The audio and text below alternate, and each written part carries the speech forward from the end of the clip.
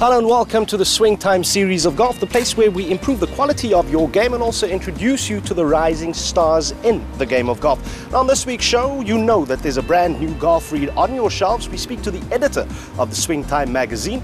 We also go back to our very first adopted golfer, Morgana Robertson, who was all the way out in Europe. She's back in South Africa to give us a report back on how things went there. And of course, as always, a couple of rules and a few tips to improve your game. Time now to catch up with the editor of the Swingtime magazine, South Africa's latest golfing read. Well, we're looking to launch it in September. It will be running in conjunction with the TV program. It's about development golf. I mean, there's a need to expose the younger up-and-coming talent which in the country. We are looking to include the whole family in the magazine. There will be the usual golf tips and that type of thing. But we're also looking to make it more interesting, educational, teaching about golf development, learning more about what's not really usually reported on. Time now to go all the way down to Cape Town to King David Golf Course, where we catch up with some of the youngsters and see how they are learning the game of golf. Basically, the South African Golf Development Board, their primary goal was to introduce golf to the historical disadvantaged communities, which is our program is more targeting schools from the townships and the surrounding areas in Kailicha and Mitchell's Plain and in the Western Cape. Yeah, actually I'm here at King David now as I'm speaking to you now, which is one of the golf courses that we had a great relationship with them in terms of accessibility with facilities. You know, as you know that it's quite difficult and expensive, you know, for the township to have facilities like greens, bunkers, like golf course in general. And I must say that we had a very good relationship with King David. Time now to catch up with Morgana Robertson after her stint all the way in Europe. The Swingtime Adopt a Golfer program allowed me to play in Europe this year. My first event was in Portugal. It was a Ladies European Tour event.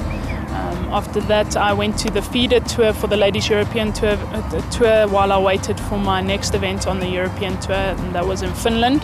I ended up tied 5th and shot a 66. The cost basically, or the prize money I won basically covered my flight for that week and my accommodation.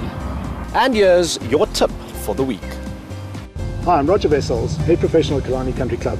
The tip that I'd like to give you today was learned through 20 years of playing on tour, and it involves the uphill lie in a bunker. Two changes that need to occur in order to hit a good uphill bunker shot is to change the ball position and change your body position.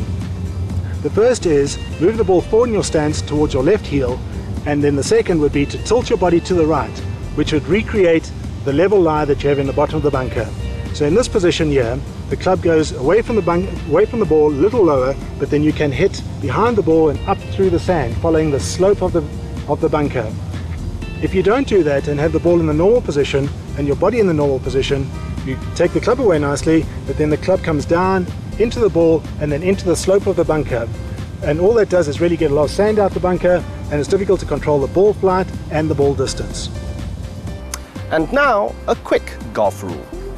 Okay, a putting rule that you should observe when playing on the golf course, and this cost me a lot of money and disqualification down in Australia a few years ago, was I putted up to the hole probably about 3 foot away, and I was playing with Robert Carlson at the time, and my ball landed up on his line, and he asked me to move the ball to the left, which I did using the club head of the putter. I'd marked the ball, moved the marker across the left-hand side, and he had putted out. And with all the noise and confusion going on around the green, I replaced my ball at my marker and knocked the putt in, not hearing somebody in the crowd that said I had to replace my marker. So with that, no one else noticed, and with that I went and signed my card, and the rules officials phoned me up that evening, asked me if I'd remembered what I'd done. Didn't really remember, went back to the videotape, and there it was, plain as day, that I had not replaced the ball marker, which cost me disqualification because I hadn't taken a 2-shot penalty. And the fact that I didn't sign for an extra 2 shots, that's what got me disqualified.